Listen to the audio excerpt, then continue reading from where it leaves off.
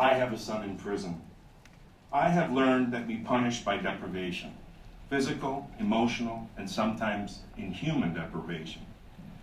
We practice the anti-golden rule. We do unto others that which we would not have done unto ourselves.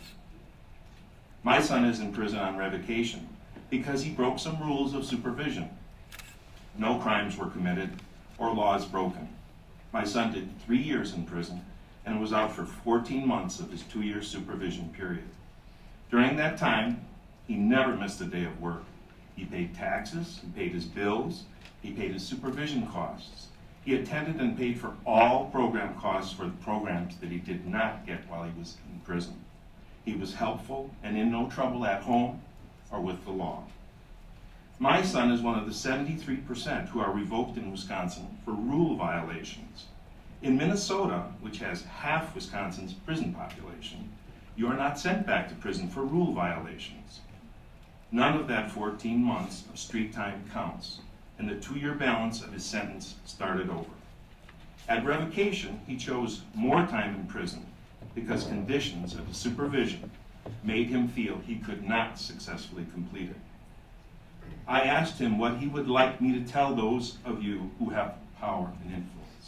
He simply said, please tell them to help us succeed while on supervision. The predominant feeling among the revoked is that POs expect them to fail and are not actively involved in helping them succeed. Perhaps POs are not social workers, but perhaps social workers should also be involved. They also feel that the goal of the DOC is to keep prisons full, and revocations are a tool that POs use to manage heavy caseloads.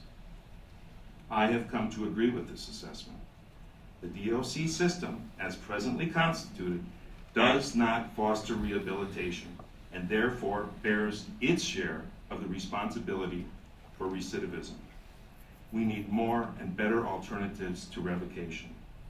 If we don't make them better, it costs us more. We are not asking for country club conditions. Incarceration can be effective in promoting positive change in inmates when positive change is the goal. That is why it's called corrections. I believe mandatory educational, psychological, and health assessment and treatment would be a good start. Improving literacy rates would do much to improve after prison success. Better treatment means better results. Remember, most offenders get out. When they do, they need help. Helping is cheaper than incarceration. Too many offenders are being released with nothing and to no one. Many have nowhere to go. We need to expand halfway housing.